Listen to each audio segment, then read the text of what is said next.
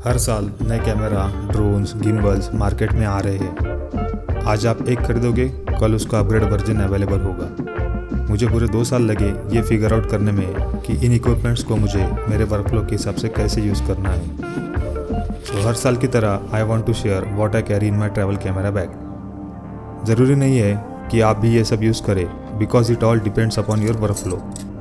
ये वो चीज़ें हैं जिन्हें मैं पिछले 12 महीने से यूज़ करता आ रहा हूँ और धीरे धीरे मैं सीख गया हूँ कि इनका प्रॉपर इस्तेमाल कैसे करना है। कुछ नहीं है और कुछ अपग्रेड हुई है। तो आज के इस वीडियो में हम यही देखेंगे कि इन चीज़ों को मैं अपने ट्रैवलिंग में कैसे, कब, कहाँ और क्यों यूज़ करता हूँ। और जब बात आउटडोर फिल्मिंग की हो रही है तो पहले कहीं बाहर चलते हैं।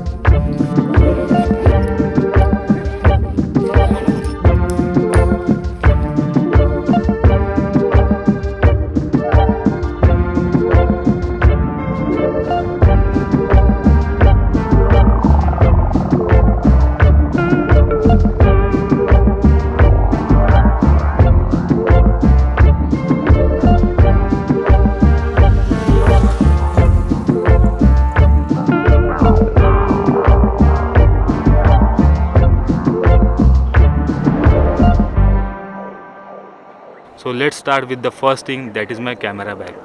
तो पिछले साल जो मैं कैमरा बैग यूज़ कर रहा था वो एक लोकल कंपनी की थी, जिसमें कोई अच्छा खासा वाटर रेजिस्टेंस नहीं था। तो लास्ट ईयर से जो सबसे बड़ा चेंज है इस बार वो है मेरी कैमरा बैग। तो कम्प्लीटली मैंने एक नई कैमरा बैग परचेज़ की है। तो ये है वाइल्डक्राफ्ट की शटरबग प्रो, जिसमें 3 कंपार्टमेंट है और अच्छा खासा स्पेस भी है। So let's start with the camera. तो जो कैमरा अभी मैं यूज़ कर रहा हूँ वो है सोनी का अल्फ़ा A6400 और ये काफ़ी अच्छा कैमरा है। लाइट वेटेड है, छोटा सा है, कॉम्पैक्ट साइज़ है, ट्रैवल में काफ़ी हेल्प करता है। और ये कैमरा मैंने 2 साल पहले परचेज़ किया था और तब से मैं इसे यूज़ कर रहा हूँ और आज तक कोई इसमें वेयर एंड टियर नहीं आया, कहीं से मुझे स्क्रैचेस वगैरह नज़र नहीं आए। तो जैसे कैमरा मैंने परचेज़ किया उसके साथ साथ मैंने 2 एक्स्ट्रा बैटरीज परचेज़ किए, क्योंकि इसकी जो बैटरी है बहुत ही कम बैकअप देती है, तो एक्स्ट्रा बैटरीज हमेशा रखना ज़रूरी होता है। अब बात करते हैं लेंसेज की। मैं पूरे मेरे ट्रैवल शॉट्स के लिए सिर्फ 3 लेंस यूज़ करता हूँ, एक वाइडर, एक मीडियम और एक टेलीफोटो लेंस। तो मेरे पास जो भी लेंसेज है सारे प्राइम लेंसेज है। तो जो मेरे पास टेलीफोटो लेंस है वो है सोनी की 50mm f1.8। ये फुल फ्रेम लेंस है, तो ये मुझे 75mm इक्विवेलेंट का फोकल लेंथ देती है, जो कि काफ़ी टाइटर है, जो काफ़ी एक टेलीफोटो लेंथ का है, जिससे मैं बारीक कुछ अगर डिटेल्स वाले शॉट मुझे लेना है तो मैं इससे लेता हूँ। मीडियम लेंस की अगर बात करेंगे तो मेरे पास है सैमसंग की 24mm f1.8 और ये लेंस अगर फुल फ्रेम इक्विवेलेंट देखेंगे तो ये 35mm का मुझे पर्सपेक्टिव देती है। और इससे मैं मेरे जो भी फ़ोटोज़ होते हैं, पोर्ट्रेट वगैरह जो भी थंबनेल मुझे लेना होता है, मैं इसी से लेता हूँ। ये काफ़ी अच्छी लेंस है, ये वीडियो में भी यूज़ होती है और ये फ़ोटो के लिए बहुत ही बढ़िया है। और जो मेरी थर्ड लेंस है, जो मेरी वाइडर लेंस है, वो है सोनी की 11mm f1.8, जिससे अभी मैं शूट कर रहा हूँ। जो अभी आप पर्सपेक्टिव देख पा रहे हो इतना वाइड, अगर फुल फ्रेम इक्विवेलेंट देखेंगे तो ये मुझे 16.5mm का पर्सपेक्टिव देती है, जो काफ़ी वाइड है और मुझे इससे व्लॉगिंग करने में काफ़ी हेल्प होती है। और इसके अलावा मेरे पास एक और लेंस है, वो है सोनी की 16-35 f4।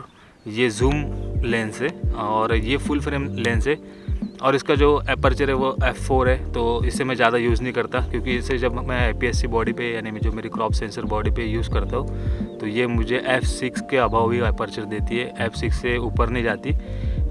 तो इसीलिए इसमें थोड़ी इमेज क्वालिटी मुझे इतनी खास नहीं मिलती, जो बैकग्राउंड ब्लर है। तो सिनेमाटोग्राफी का एक नियम है कि जितने आपके फ्रेम रेट्स होते हैं उसके डबल आपकी शटर स्पीड होनी चाहिए अगर आप वीडियो शूट करते हो तो जो भी नेचुरल मोशन ब्लर है वो आता है। तो अभी मैं जो शूट कर रहा हूँ मैं 1/100 पे कर रहा हूँ, वैसे मुझे 1/150 पे करना चाहिए था, लेकिन स्टिल 1/150 पे अगर मैं जाता हूँ तो ये काफ़ी ब्राइट होगा, एक्सपोजर काफ़ी बढ़ेगा, यहाँ पे आपको कुछ भी दिखाई नहीं देगा। तो इसी एक्सपोजर को कंट्रोल करने के लिए ND फिल्टर्स होते हैं जो लेंस के ऊपर माउंट होते हैं। तो अभी मैं जो ND फिल्टर यूज़ कर रहा हूँ वो कोडैक कंपनी की तरफ से आता है, जो अभी मेरे लेंस पे लगा हुआ है और इसकी वजह से ही मैं थोड़ा एक्सपोजर को अपने कंट्रोल कर पाता हूँ। अगर आप देखेंगे तो समथिंग लाइक दिस, तो जिससे मैं मेरी शटर स्पीड कंट्रोल कर सकता हूँ। तो लेंस आती है तो लेंस के साथ फ़िल्टर लेना बहुत ज़रूरी होता है। तो मेरे पास 3 फ़िल्टर है। एक ये बड़े साइज़ का यानी 77mm का ND फिल्टर है, दूसरा मेरे पास है सेम 77 mm का CPL फ़िल्टर, ये पोलराइज़र फ़िल्टर है। अगर मुझे कार्स के अगर शॉट्स लेने हैं या फिर कोई लेक के शॉट लेने हैं, तो जो लेक और कार के जो ग्लास पे जो रिफ्लेक्शन होती है लाइट की, सनलाइट की या फिर किसी और लाइट की, तो उसे कट करने के लिए हम पोलराइज़र यूज़ करते हैं। सेम जैसे पोलराइज़र गॉगल होता है उसी तरह ये पोलराइज़र फ़िल्टर काम करता है। और जो तीसरा फ़िल्टर है वो मैंने रिसेंटली परचेस किया था for this wide angle lens, लेकिन इसमें ना थोड़ा वो एक्स क्रॉस आता है, तो इसे मैं मोस्टली अवॉइड करता हूँ यूज़ करना। तो ये जो मैंने फ़िल्टर परचेस किए थे ये सारे 77 mm डायमीटर के हैं, जो कि काफ़ी बड़े डायमीटर के। जो मेरे लेंसेस है उनके जो फ़िल्टर डायमीटर्स है वो 77 mm के नहीं है, लेकिन इस फ़िल्टर को उस पर फिट करने के लिए ये step up step down rings होती है। ये जनरली क्या करते हैं, इस साइड से जो है वो पूरा फ़िल्टर लग जाता है बड़े साइज़ का, और इस साइड से जो थ्रेड्स है वो लेंस पर फिट हो जाते हैं। तो ये काफ़ी चीप आते हैं, क्योंकि हर लेंस के लिए अगर मैं फ़िल्टर लेने जाऊँ तो वो मैं हर एक लेंस के लिए परचेस नहीं कर सकता, और आपने भी नहीं करना चाहिए। तो ऐसे स्टेप डाउन रिंग्स लो, और जो एक सबसे बड़े साइज़ का आप फ़िल्टर खरीदो, और उसे आप मल्टीपल लेंस के साथ यूज़ कर सकते हो। इनकी कॉस्ट 300-200 रुपीज़ की है, ज़्यादा महंगे नहीं होते। तो better than buying a filter, buy a step down ring, जो बहुत ही ज़्यादा कॉस्ट इफ़ेक्टिव है।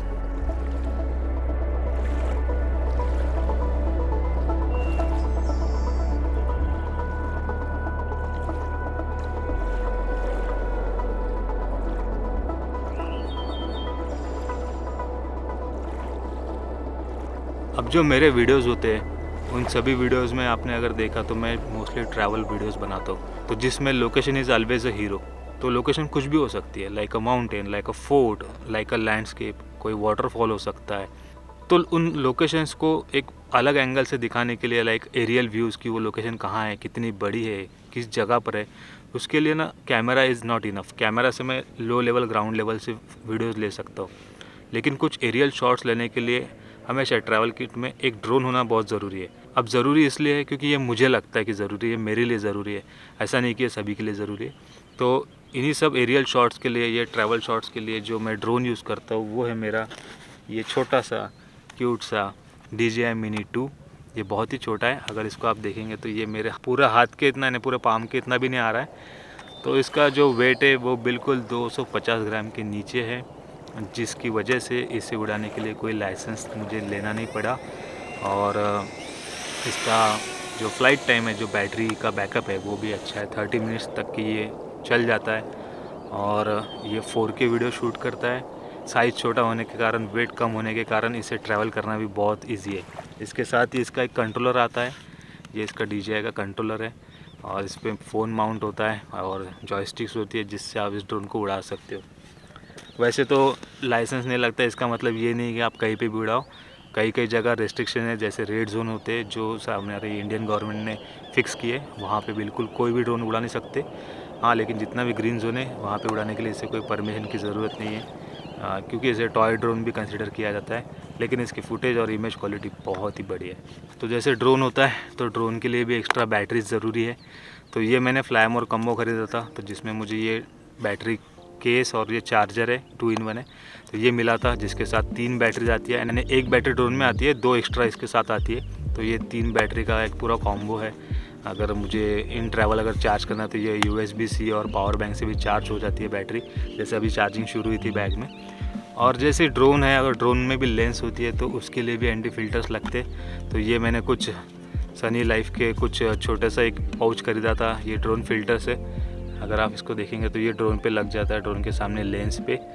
तो ये मेरे पास है ND4, ND8, 16 एंड 32, जो ऐसे डे टाइम में अगर यूज़ करना है ड्रोन को, शटर स्पीड मेंटेन करना है तो उसके लिए लगता है। तो अभी जो मैंने ड्रोन फ्लाई किया, अभी जो आप ड्रोन शॉट देख रहे हो, इसके ऊपर ND16 लगा हुआ है और थोड़ी सी शटर स्पीड बढ़ाई है, तो जिससे मुझे थोड़ा वाटर रिफ्लेक्शन भी कम मिलता है, क्योंकि ये पोलराइज़र प्लस एंटी फिल्टर है। तो same goes for drone, extra batteries and anti filters. तो ये हो गया मेरा मेन कंपार्टमेंट।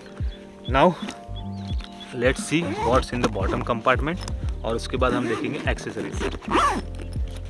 तो जैसे कि ये जो पाउच है, इसमें यहाँ पे सारे केबल्स हैं, कनेक्टर से, कार्ड रीडर से, जो भी माइक की केबल है, charging cable, lightning port to 3.5 mm connector, ये सारे केबल्स यहाँ पे होती है।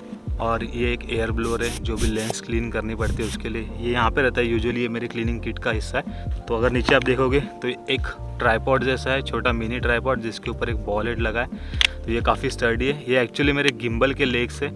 जो मेरे पास फ्लेक्सिबल ट्राइपॉड था उसके लेग्स बहुत लूज़ हो चुके हैं, तो वो मैं यूज़ नहीं करता, तो मैं इसे यूज़ करता हूँ। और ये बॉल हेड होने के कारण मैं किसी भी डायरेक्शन में मेरे कैमरा को मूव कर सकता हूँ। एक पावर बैंक जो 27,000 mAh की है, एम्ब्रेन की, जिससे मैं मेरा फ़ोन, कैमरा की बैटरीज और ड्रोन की बैटरीज चार्ज करता हूँ। और फिर ये ड्रोन का केस होता है, जो बैटरी का केस है वो भी यहीं पे रहता है। और ये कैमरा बैटरी चार्जर है, ये भी यहीं पे होता है यूजुअली, क्योंकि जब भी मैं चार्जिंग ख़त्म होती है तो मैं अपने पावर बैंक से कनेक्ट करके बैटरीज को इसमें छोड़ देता हूँ, तो ये चार्ज होती रहती है। उसी के साथ एक एक्स्ट्रा पोर्टेबल लाइट है, ये RGB लाइट है जो मैं यूज़ करता हूँ। और इसका कोई आउटडोर यूज़ नहीं है, यानी अभी तक की मुझे ज़रूरत नहीं पड़ी, क्योंकि मुझे कभी ऐसा लेट नहीं हुआ कि मुझे लाइट की ज़रूरत पड़ी हो कहीं पे, क्योंकि मैंने ऐसे कभी शाम में, नाइट में कभी शूट नहीं किया। लेकिन मैं यूजुअली इसे अपने साथ में रखता हूँ, पता नहीं कब क्या ज़रूरत पड़ जाए। और उसी के साथ एक केस है, तो इसके अंदर मेरी कैमरा की बैटरी रहती है। अभी 2 है, एक कैमरा के अंदर है। और ये सारा इक्विपमेंट यहाँ पे रहता है। उसके साथ एक एडाप्टर है चार्जिंग के लिए। So now let's see what's in the top compartment. यहाँ पे मेरे सब क्लीनिंग सॉल्यूशन है और कुछ माइक्रो फाइबर क्लॉथ्स है। ये एक ब्रश भी है, जो अगर कोई डस्ट को बहुत ही कोने में जाके बैठे है तो उसको निकालने के लिए, और एक बार उसको लूज़ कर दिया तो फिर वो ब्लोअर से मैं हटा सकता हूँ। उसी के साथ यहाँ पे एक पाउच है, और जहाँ पे सब मेरा एक एक्स्ट्रा मेमोरी कार्ड होता है और एक माइक्रो SD कार्ड का SD एडेप्टर है। और उसी के साथ अंदर एक पाउच है। तो बेसिकली इस पाउच में सारे एलन कीज़ और जो मेरे गिम्बल की एक्स्ट्रा लेंस सपोर्टिंग एक्सेसरीज़ है, कोई भी स्क्रू वगैरह निकलना है, कोई USB-C to lightning converter, USB-C to micro USB converter है, कुछ स्क्रूज़ है। और बेसिकली इसका मैंने लास्ट 1.5 ईयर से कोई यूज़ नहीं किया है, बट स्टिल ये मेरे कैमरा बैग में रहता है और इसे मैं हमेशा रखूँगा। तो ये यहाँ पे टॉप कंपार्टमेंट में जो पाउच है वहाँ पे जाता है। उसके बाद यहाँ पे भी एक पाउच है। तो यूजुअली इसमें मैं एक सिलिका जेल, ये जो सिलिका जेल होती है जो इलेक्ट्रॉनिक कोई अगर आप परचेस करते हो आइटम या फिर कोई लेदर की, तो उसके साथ आता है। बेसिकली जब भी रेनी सीज़न में शूट करते हैं तो मॉइस्चर अगर जमा होता है अंदर, तो उसमें मैं 1-2 सिलिका जेल डाल देता हूँ।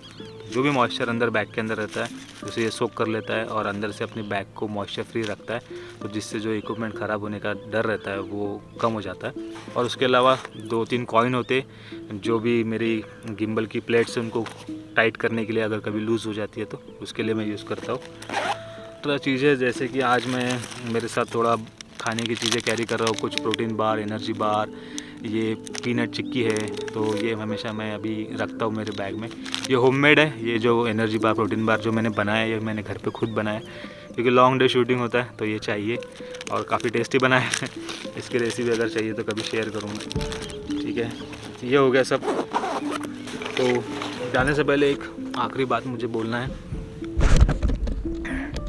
कि हमेशा से एक डिबेट चलती आ रही है कि ये सारा जो वीडियो कंटेंट जो लोग बनाते हैं, ये जो यूट्यूब पे वीडियोस अपलोड होते हैं, इन सभी को बनाने के लिए क्या इन सारे गियर्स की ज़रूरत है या नहीं। तो मेरे पर्सपेक्टिव से अगर मैं आपको बताना चाहूँ तो मुझे नहीं लगता इन सारे गियर्स की, इक्विपमेंट्स की ज़रूरत है। मेरे पास इतना अच्छा फ़ोन नहीं था और मुझे तब ऐसा फील नहीं हो रहा था कि मैं कोई अच्छा एक स्मार्टफोन खरीदूँ जिसमें एक अच्छा कैमरा हो, जैसे आईफोन हो गया या फिर कोई सैमसंग का अच्छा फ्लैगशिप फ़ोन हो गया।